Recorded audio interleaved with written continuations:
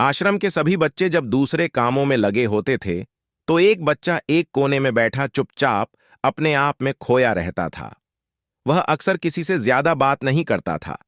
आश्रम की सभी जिम्मेदारियां पूरी करने के बाद, जहां सभी बच्चे पूरे दिन की घटनाओं की चर्चा करने लगते थे, वहीं वह शांत बच्चा एक बरगद के पेड़ के नीचे बैठकर ध्यान करने लगता था। सभी बच्चों को आश्चर्य होता था, क्योंकि उसका कोई दोस्त नहीं था। वह अक्सर आश्रम में अकेला ही घूमता रहता था। यह देखकर उसके गुरु को बड़ी प्रसन्नता होती थी। उन्हें लगता था कि कोई तो है आश्रम में जो मौन यानी चुप रहने की ताकत और महत्व को समझता है। आश्रम के बारे में जब भी कोई जरूरी निर्णय लेना होता, उसकी राय जरूर ली जाती थी। लेकिन यही बात गुरुजी के एक दूसरे शिष्य को बड़ी खटकती थी। वह गुरुजी का प्रिय शिष्य बनना चाहता था, इसलिए वह गुरुजी के सामने दूसरे बच्चों के कामों में कमियां निकालता रहता था, ताकि गुरुजी उसे महान समझें। अक्सर वह अपनी जिम्मेदारियां पूरी तरह से निभाने का दिखावा भी करता और बिना मांगे सलाह देता रहता था। वह बहुत बातूनी था और आश्रम के दूसरे सभी बच्चों में बहुत प्रसिद्ध भी था, क्योंकि वह सबसे हंसी मजाक करता रहता था। लेकिन जब गुरुजी उसकी राय न लेकर दूसरे बच्चे की राय लेते थे, तो यह बात उसे बहुत खटकती थी। उसे लगता था कि वह उस दूसरे बच्चे से ज्यादा बुद्धिमान है, लेकिन गुरुजी फिर भी उसकी तरफदारी नहीं करते थे। असल में गुरुजी को बातूनी शिष्य के स्वभाव के बारे में पता था, लेकिन वे उसे अपने तरीके से सीख देना चाहते थे, ताकि उसकी ज्यादा बोलने, दिखावा करने और दूसरों में कमियां निकालने की आदतें हमेशा के लिए खत्म हो जाएं। हर सच्चे गुरु की यही इच्छा होती है। वे किसी तरीके से उस बातूनी शिष्य को एहसास कराना चाहते थे कि चुप रहने से ही उसे असीम सत्य और विराट का एहसास हो सकता है। एक दिन गुरुजी को एक तरीका सूझा। उन्होंने आश्रम के सभी बच्चों को बुलाया और कहा, मैं तुम सभी को दो हिस्सों में बांटकर अलग अलग गांवों में भिक्षा मांगने के लिए भेज रहा हूं। जो दो बच्चे सबसे ज्यादा भिक्षा मांगकर लाएंगे, उन्हें आश्रम की सभी जिम्मेदारियां निभाने का मौका दिया जाएगा। भिक्षा मांगने से हमारा अहंकार खत्म होता है। गुरुजी का यह प्रयोग बातूनी शिष्य के लिए एक महत्वपूर्ण शिक्षा साबित हुआ। मौन की महत्ता समझकर उसने अंततः सच्चे ज्ञान की ओर अग्रसर होना शुरू किया। इसीलिए हर शिष्य पूरे मन से भिक्षा मांगे। कोई भी इस काम को औपचारिकता में ना लें, वरना तो वो अपने जीवन का बहुत बड़ा ज्ञान खो देंगे। आश्रम के गुरुजी ने जानबूझकर बातूनी शिष्य और चुप रहने वाले शिष्य की जोड़ी बना दी। बातूनी शिष्य के मन में सिर्फ एक ही बात चल रही थी कि इस बार उसे मौका मिला है और इस बार वो गुरुजी को दिखा देगा कि वह चुप रहने वाले शिष्य से कितना ज्यादा प्रतिभाशाली है। दोनों शिष्यों ने आपस में सहमति से निर्णय लिया कि वे गांव के अलग अलग हिस्सों से भिक्षा मांगना शुरू करेंगे, ताकि काम जल्दी समाप्त हो सके। चुप रहने वाला शिष्य हर द्वार पर जाकर हाथ जोड़कर अपना भिक्षा पात्र उनके सामने कर देता। उसके चेहरे पर सादगी और आंखों में एकांत होता था, जिससे भिक्षा देने वाले उसे भिक्षा देकर खुद को अनुग्रहीत समझते थे। वहीं बातूनी शिष्य हर द्वार पर जाकर लोगों को कुछ न कुछ ज्ञान देने लगता, जिससे ज्यादातर लोग उसे बिना भिक्षा दिए ही लौटा देते। गांव में भिक्षा मांगकर जब दोनों गांव के बीच में मिले, तो बातूनी शिष्य ने देखा कि चुप रहने वाले शिष्य के पास उससे दुगुनी भिक्षा थी। यह देखकर उसे मन ही मन बहुत ठेस पहुंची।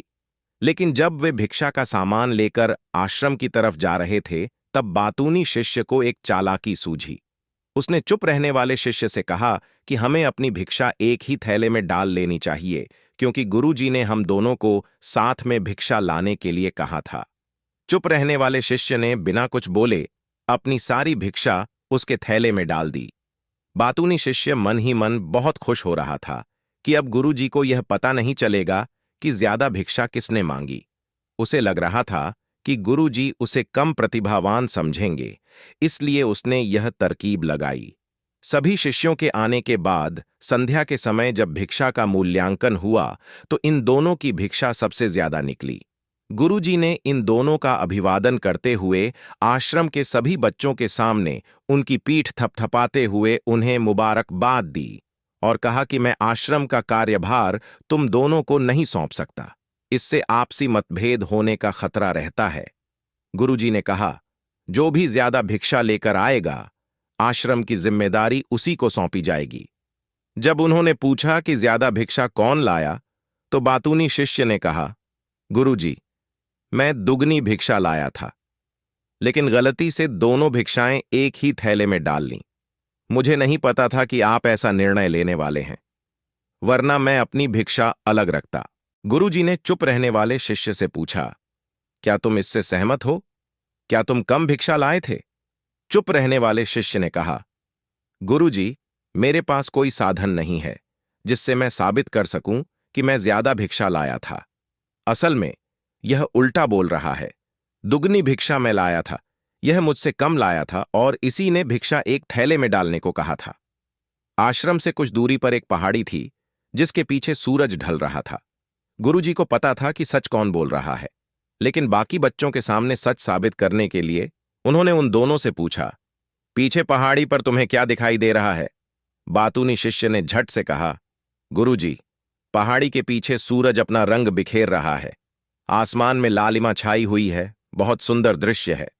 गुरुजी ने उसे चुप कराते हुए चुप रहने वाले शिष्य की तरफ देखा। उसकी आंखों में आंसू थे, श्रद्धा, भक्ति और प्रेम से भरे हुए। गुरुजी को उससे पूछने की जरूरत नहीं पड़ी। गुरुजी ने बच्चों को संबोधित करते हुए कहा, मैंने पूछा था कि पहाड़ी के पीछे तुम्हें क्या दिखाई दे रहा है? ज्यादातर लोग यही कहेंगे कि एक सुंदर दृश्य है, लेकिन सुंदरता बोलकर नहीं बताई जा सकती, उसे महसूस किया जाता है। इस शिष्य ने वास्तव में उस सुंदरता को महसूस किया है, दूसरे ने केवल उसका वर्णन किया है। चुप रहने वाले शिष्य की तरफ इशारा करते हुए गुरुजी ने कहा, असल में सुंदरता इसी बच्चे ने देखी है। अपने आप को ऊंचा दिखाने की सभी कोशिशें नाकाम होती देख वाचाल शिष्य फूट फूट कर रोने लगा। उसे चुप कराते हुए गुरुजी ने कहा, मुझे पहले से पता था कि तुम झूठ बोल रहे हो, लेकिन मैं तुम्हें उस झूठ का एहसास कराना चाहता था।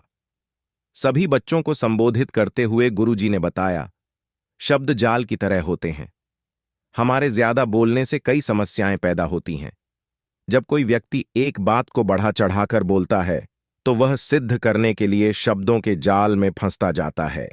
इसके कारण वह अंतर्मुखी होने के बजाय बहिर्मुखी हो जाता है। जो व्यक्ति अपनी अंतर यात्रा करना चाहता है, उसे सबसे पहले चुप रहना सीखना होता है। जरूरत से ज्यादा बोलना हमारी अंतर यात्रा में बाधा बनता है। जब आप चुप रहने का अभ्यास करते हैं, तो आप अपने साथ समय बिताते हैं और अपने एकांत को जान पाते हैं। एक बार मन में एकांत स्थापित हो जाए, तो आपकी आंखों में, चेहरे पर सादगी, एकांत और स्पष्टता की झलक दिखने लगती है।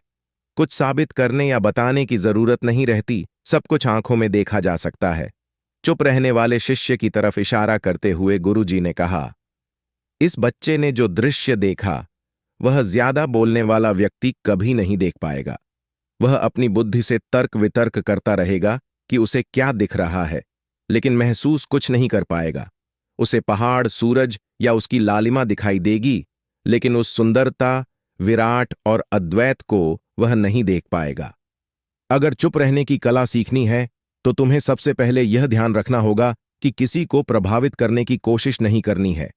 ज्यादातर लोग इसलिए ज्यादा बोलते हैं क्योंकि वे दूसरों को प्रभावित करना चाहते हैं।